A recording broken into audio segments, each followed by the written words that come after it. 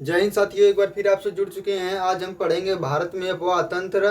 तो आपको किताब के माध्यम से पढ़ाते हैं। तो देखिए, लिखा गया है भारत में अफवाह तंत्र। भारत के अफवाह तंत्र का नियंत्रण भौगोलिक आकृतियों द्वारा होता है। जो भारत का अफवाह तंत्र है वो भौगोलिक आकृतियों के द्वारा होता है। अर्थात भौगोलिक आकृतियाँ क्या होती हैं, अर्थात जो भारत में कहीं ऊंचे पहाड़ हैं, कहीं समतल मैदान है, तो कहीं पठार, इस तरह जो आकृतियाँ आपको देखी जाती हैं भारत में, वो सब क्या कही जाती हैं, भौगोलिक आकृतियाँ कही जाती हैं। द्वारा लिखा है भारत के अफवाह तंत्र का नियंत्रण भौगोलिक आकृतियों द्वारा होता है। भौगोलिक आकृतियों के आधार पर भारतीय नदियों को मुख्य दो वर्गों में विभाजित किया गया है। अर्थात अफवाह तंत्र के बारे में पढ़ रहे हैं तो वह किसकी व्याख्या करता है, अर्थात किसी क्षेत्र के विशेष नदी तंत्र की जो व्याख्या करता है वही अफवाह तंत्र कहलाता है। अर्थात जो किसी क्षेत्र है, जैसे भारत है, उसमें एक राज्य आता है उत्तर प्रदेश। उत्तर प्रदेश में जितनी भी नदियां हैं, अर्थात यदि हम उसकी जो व्याख्या करेंगे कि इसकी सहायक नदी क्या है, ये कहाँ से निकलती है, कैसे कहीं मिलती है, तो इन सभी की जो व्याख्या होती है वही क्या कहलाता है, अफवाह तंत्र कहलाता है।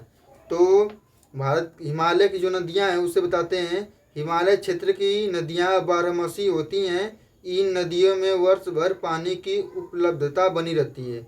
जितनी भी हिमालय से जो नदियां निकलती हैं वह बारहमासी होती हैं। अर्थात बारहमासी का होने का तात्पर्य है कि उनमें वर्ष भर अर्थात साल भर हमेशा पानी की प्रचुरता होती है, वह बनी होती है। तो आप कैसे परीक्षा में लिखेंगे कि भारत की नदियां बारहमासी होती हैं, अर्थात हम कह सकते हैं कि इसमें हमेशा साल भर पानी की प्रचुरता बनी होती है।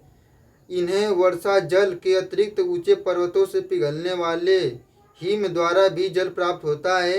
हिमालय की नदियों में सिंधु और ब्रह्मपुत्र का महत्वपूर्ण स्थान है, जो हिमालय पर्वत श्रृंखला के उत्तरी भाग से निकलती हैं। इन नदियों ने अपने अफवाह मार्ग में पर्वतों को काटकर गार्ज का निर्माण किया है। अर्थात हिमालय से कितनी नदियाँ निकलती है, गंगा, सिंधु और ब्रह्मपुत्र, यह तीनों बहुत महत्वपूर्ण नदियाँ हैं, महत्वपूर्ण हैं, जो हिमालय पर्वत श्रृंखला के उत्तरी भाग से निकलती है। जो हिमालय जो क्षेत्र है उसके उत्तरी भागों से ये तीनों नदियाँ क्या करती हैं, निकलती हैं। हिमालय से निकलने वाली नदियाँ अपने साथ पर्याप्त मात्रा में जल का बहाव करती हैं।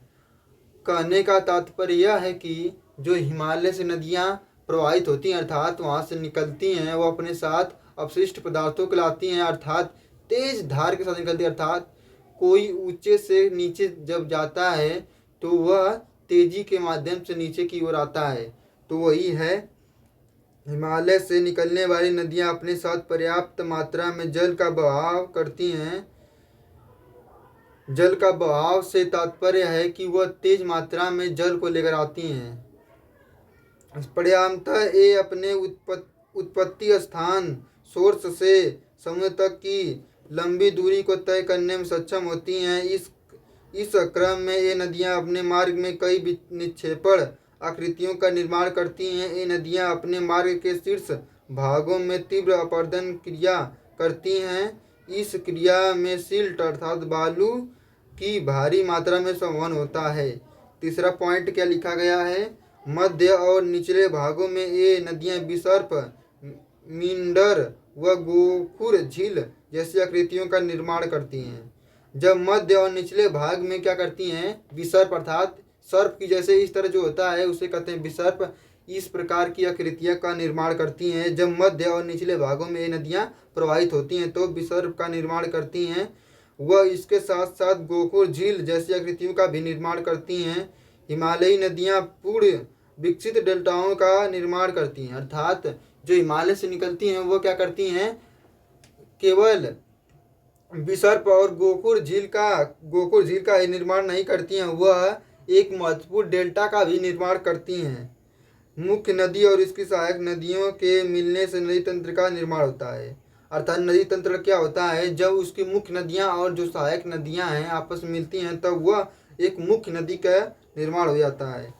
पहला क्या है, हिमालय की नदियां कौन कौन है, सिंधु, ब्रह्मपुत्र और गंगा। उनमें से पहले की विस्तृत जानकारी हम आपको बताते हैं। लिखा गया है सिंधु नदी तंत्र।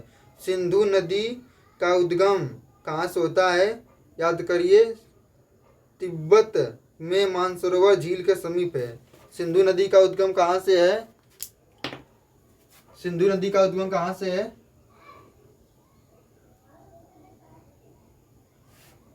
तिब्बत के मानसरोवर झील के निकट है। तिब्बत कहाँ है? चीन में पड़ता है। तिब्बत में एक मानसरोवर झील होती है,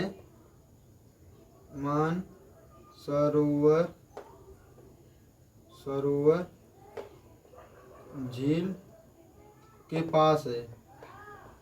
इसका उद्गम का मतलब क्या है? निकलती जहाँ से, वहाँ से उसका उद्गम होता है, उसके पास है। अर्थात कैलाश पर्वत श्रेणी में गोकोक-चू के निकट एक ग्लेशियर है। अर्थात जो एक क्या है? कैलाश पर्वत श्रेणी में गोकोक-चू के निकट एक ग्लेशियर है। वहीं से क्या होती है? सिंधु नदी तंत्र की व्याख्या होती है, अर्थात वहीं से वो निकलती है। इसे सिंगबी खम्बान कहा जाता है। इसे तिब्बत में याद कर लीजिए, बहुत इंपॉर्टेंट पॉइंट है। तिब्बत में इसे क्या कहा जाता है? तिब्बत में सिंधु नदी को कहा जाता है सिंगबी खम्बान।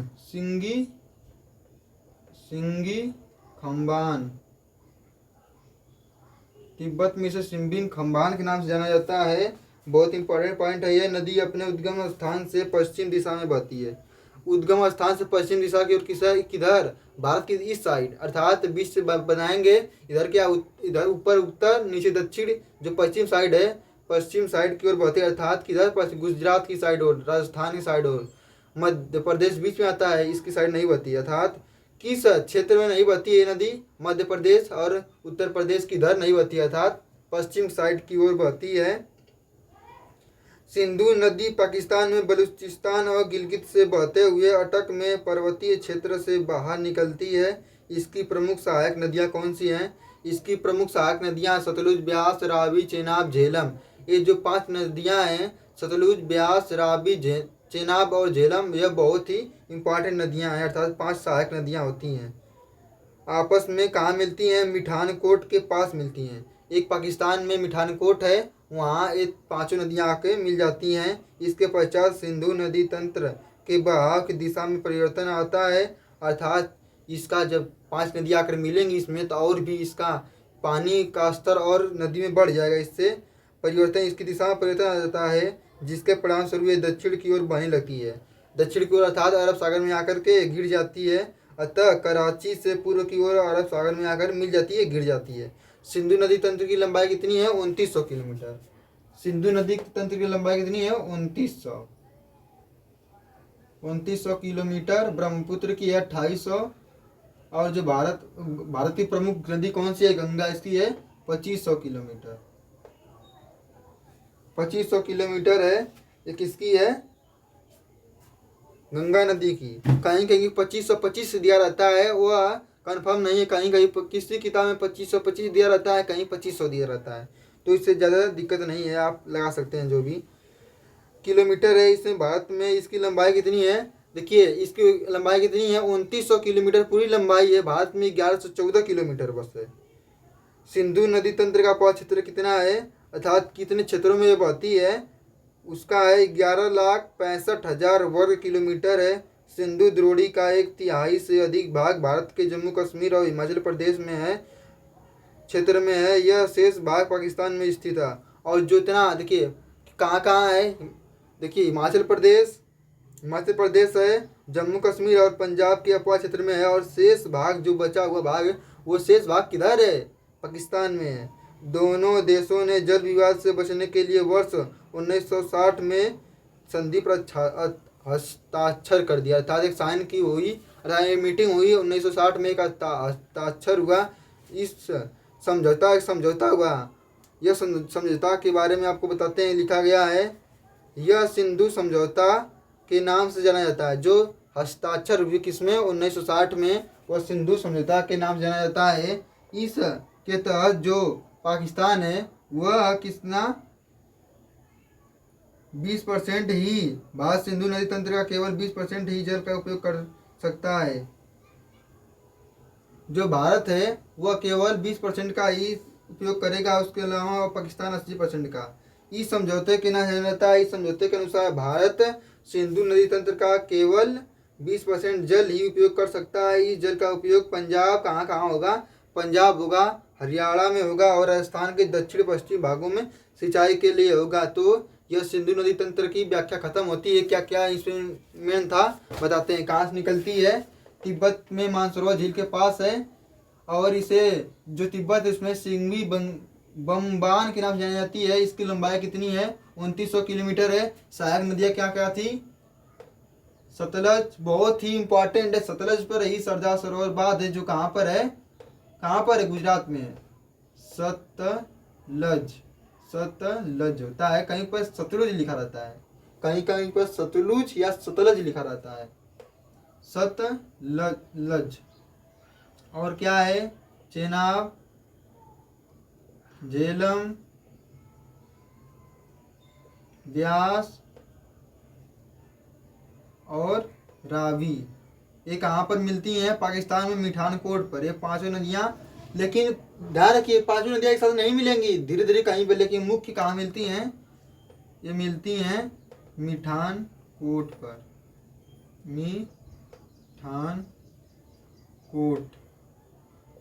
और यह किस नदी, किस सागर में गिरती है? अरब सागर। सिंधु नदी कहाँ गिरती है? अरब सागर में। अरब सागर में, अरब सागर में गिरती है। और इसकी लंबाई कितनी होती है? 2900 किलोमीटर। और सिंधु जल समझौते के अनुसार कितना % भारत कर सकता है उपयोग? भारत 20% करेगा उपयोग। तो आज के लिए बस इतना ही। नेक्स्ट वीडियो में लेकर आते हैं और भी।